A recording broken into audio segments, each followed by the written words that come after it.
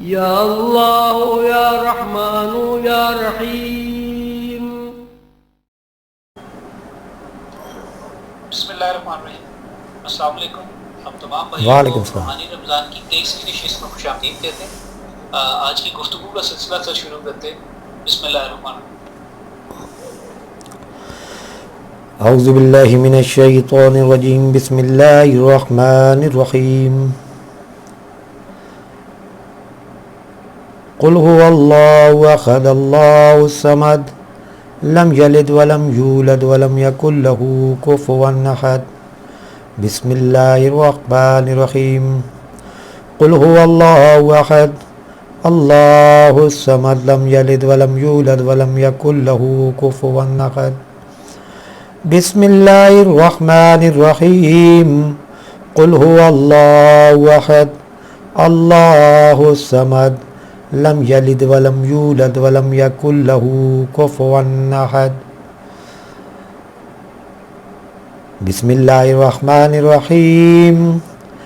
انا انزلناہ فی لیلۃ القدر وما ادراک ما لیلۃ القدر۔ لیلۃ القدر خیر من الف شہر تنزل الملائکۃ والروح فیہا بإذن ربهم من كل امر سلام هي حتى مطلع الفجر۔ صلی اللہ تعالی علی حبیبہ محمد وسلم۔ صلی اللہ تعالی علی حبیبہ محمد وسلم۔ صلی اللہ تعالی علی حبیبہ محمد وسلم۔ صلی اللہ تعالی علی حبیبہ محمد وسلم۔ یا حی یا قیوم یا حی یا قیوم یا حی یا قیوم۔ السلام علیکم ورحمۃ اللہ وبرکاتہ۔ الحمدللہ ابھی ہم رمضان کی 23ویں شب میں ہم داخل ہو چکے ہیں۔ بہت ہی زیادہ اہم رات ہے جو ہمیں خرامہ خرامہ لیلۃ القدر کے حواس میں ہمیں مزید آگے لے جا رہی ہے۔ یقیناً جو پچھلی رات ہماری گزری، نہ صرف پچھلی رات بلکہ پچھلا جو رمضان کے جو ایام ہم نے گزارے، وہ ہم نے پچھلے سالوں کی نسبت زیادہ بہتر اللہ کی قربت کے احساس کے ساتھ گزارے۔ اس پہ ہم اللہ تبارک و تعالیٰ کا شکر ادا کرتے ہیں۔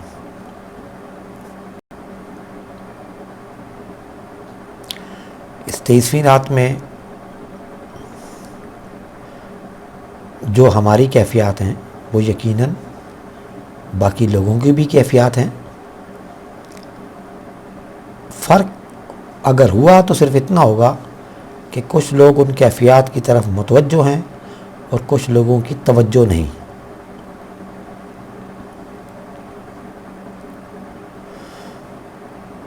ہم محسوس کر رہے ہیں کہ ہمارا جسم بے وزنی کی حالت میں ہے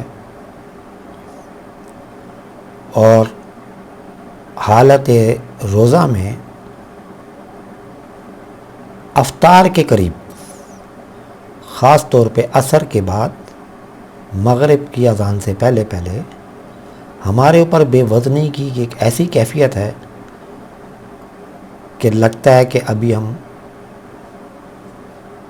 روئی کے گالوں کی طرح اڑنا شروع کر دیں گے، اور وہ روئی کے گالے اللہ تبارک و تعالیٰ کے رحمتوں اور برکتوں والی ہواؤں سے کائنات میں دائیں بائیں اوپر نیچے لہراتے ہوئے اڑتے چلے جائیں گے۔ ان کیفیات کو جو لوگ توجہ کرتے ہیں اس توجہ کی آنکھ سے دیکھتے ہیں کہ ان کا جسم تو یہیں موجود ہے، لیکن جسم کے اندر چھپا ہوا انسان اور وہ آدم ذات ذہنی طور پر کبھی ایک جست لگاتا ہے تو وہ اپنے آپ کو اللہ کے قرب میں محسوس کرتا ہے، اور دوسری جست میں وہ ایسا محسوس کرتا ہے کہ پوری فضا فرشتوں سے بھری ہوئی ہے۔ کبھی وہ محسوس کرتا ہے کہ اللہ کے انوار، رحمتیں، برکتیں برس رہی ہیں، کبھی وہ محسوس کرتا ہے خوشی کی لہریں، مسرت کی لہریں، پیار اور محبت کی لہریں ہر طرف سے آپ کی طرف امنڈ امنڈ کر آ رہی ہیں، اور آپ کے اورا یعنی آپ کا ذہن، اور اس کے بعد وہ آپ کے جسم کا حصہ بن رہی ہے۔ ہمارے دوست محسوس کر رہے ہیں ان کے جسم سے روشنیوں کا عجیب قسم کا بھاؤ ہو رہا ہے، خاص طور پہ ان کے ہاتھوں کے ذریعے روشنیاں نکل کر پوری فضا میں پھیل رہی ہیں۔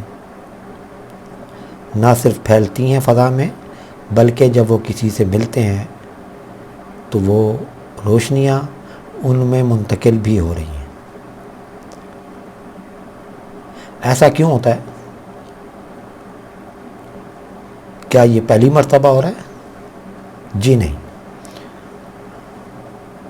انسان اپنے ظاہر اور باطن دونوں کے ساتھ مرکب ہے، اس لیے وہ مخلوق ہے، جبکہ خالق صرف ایک حالت میں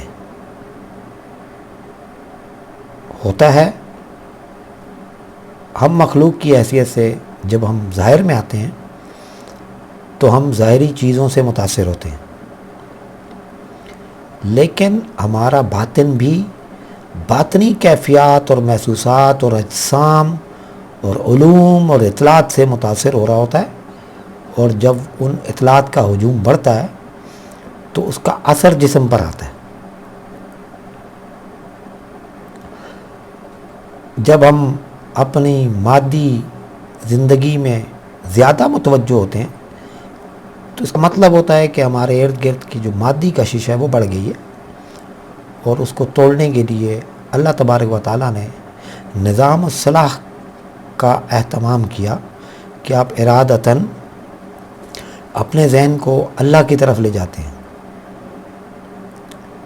تاکہ وہ کشش کچھ وقت کے لیے ٹوٹے اور آپ کا رابطہ پھر سے اپنے آپ سے بحال ہو سکے، یعنی اس اپنے آپ سے جو ہر وقت اللہ سے رابطے میں رہتا ہے۔ ہم سب جانتے ہیں، ہم سب نے اللہ تبارک و تعالیٰ کے الستو بربکم کہنے کے بعد اللہ کی نہ صرف سماعت سنی بلکہ اس پہ غور کیا اور دیکھا، اور پروسیس کرنے کے بعد ہم یہ جان گئے کہ جی ہاں اللہ ہی ہمارا رب ہے، اور ہم نے اس کا اقرار اپنی زبان سے کیا، اور اس سے پہلے تصدیق بالقلب اپنے قلب سے تصدیق کی۔ جب ہم اس ٹائم زون میں آگے، اس اسفل سافلین میں آگے، تو یہاں پہ ہمارے اوپر پیاز کے چھلکوں کی طرح کچھ چھلکے اور چڑھتے چلے گئے، جن کو ہم مادی حواس کہتے ہیں، لیکن ان چھلکوں کی مانند چڑھے ہوئے مادی حواس کے اندر دبا ہوا مجبور و بےکس انسان آج بھی ان حواس نما چھلکوں سے اوپر کی دنیا سے رابطے میں ہے، اور اس رابطے کا ذریعہ آپ کا اور ہمارا قلب ہے۔ اس قلب کی آنکھ نے پہلے بھی اللہ کو دیکھا تھا، وہ اب بھی محسوس کرتا ہے، وہ قلب کی آنکھ سے پہلے بھی مشاہدہ کرتا تھا اللہ تبارک و تعالیٰ کے انوار و برکات کا، وہ اب بھی کرتا ہے۔ اس قلب نے की आँख ने पहले भी फरिश्ते देख रखे थे, वो अब भी देखता है। इसी की तरफ तवज्जो दिलवाने के लिए सूरह कदर, जो मैंने आपसे इब्तिदा में मैंने गुफ्तगू शुरू करने से पहले तिलावत की, तो उसमें भी इसी तरफ इशारा है कि और तुम क्या जानो वो कदर वाले हवास क्या हैं। वो कदर वाले हवास क्या हैं?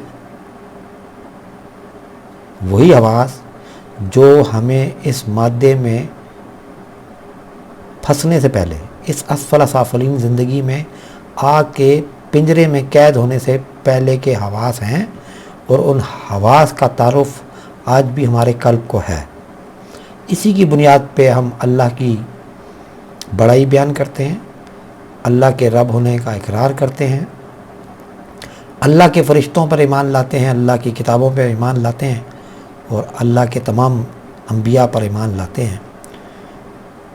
और ईमान के लिए हम क्या करते हैं? इकरार बिल लिसान, तस्दीक बिल कल्ब। जब हम ज़ुबान से इकरार करते हैं तो उससे पहले हमें कल्ब से तस्दीक करनी है। अब वो मरहला आ जाता है जब कल्ब को पहले इल्मुल यकीन हो। ज़ाहिरी दुनिया में यकीन और इल्म इस बुनियाद पर हमारे अंदर दाखिल हो कि वो हमारे कल्ब के यकीन का हिस्सा बन जाए, वो इल्मुल यकीन बन जाता है, और हम जान लेते हैं कि जी हाँ, इस हवास से ऊपर भी कोई दुनियाएं हैं, इस दुनिया से ऊपर भी कोई दुनिया है। उस दुनिया के बाहर फरिश्ते हैं, अल्लाह की रहमतें और बरकतें हैं, बहुत सारी और मखलूक़ात हैं, जन्नत दोज़ख है, अंबिया हैं। तो ये उसके इल्म में आ जाता है। और जब कोई उस्ताद उस इल्म को सिखाने का इरादा करता है तो वो क्या करता है कि आपको अपने कल्ब के देखने की ट्यूनिंग कर देता है। वो आपको दिखाता है कि ये कल्ब इन ज़ाहिरी चीज़ों से मावरा भी देख सकता है, और फिर वो उसकी प्रैक्टिस करवाता है। कुछ अरसे बाद कुछ ना कुछ महसूसात उसके बेहतर होने लग जाते हैं। ऐसा लगता है कि धुन छटने लग गई है, और वो आहिस्ता आहिस्ता उन चीज़ों को देखने लग जाता है जिसको हम लाशऊर के दुनिया कहते हैं। लाशऊर की दुनिया का मतलब ही यही हुआ कि शऊर के वो खाने जहाँ पे अभी आपके कल्ब की रोशनी नहीं पहुँची थी, उसकी निगाह नहीं पहुँची थी, वो अंधेरे में थे। आहिस्ता आहिस्ता वो लाशऊर से आपके शऊर में आने लगते हैं। इससे आपका और हमारा शऊर बढ़ता है, और वो जो मनाज़िर हैं और वो जो हमारा मुशाहिदा है, अब वो आइनुल यकीन बन जाता है। जब वो आइनुल यकीन बन जाता है तो कुछ अरसे बाद जैसे इस दुनिया में लोग ख्वाब की हालत में सैर करते हैं, अपने आप को आसमान में तैरता हुआ महसूस करते हैं, या वक्त की इंतहाई छोटी इकाई में बहुत बड़े बड़े सफ़र तय कर लेते हैं, इसी तरीके से वो हालत बेदारी में भी उन सफ़र और उन कैफियत से आशना होते हैं।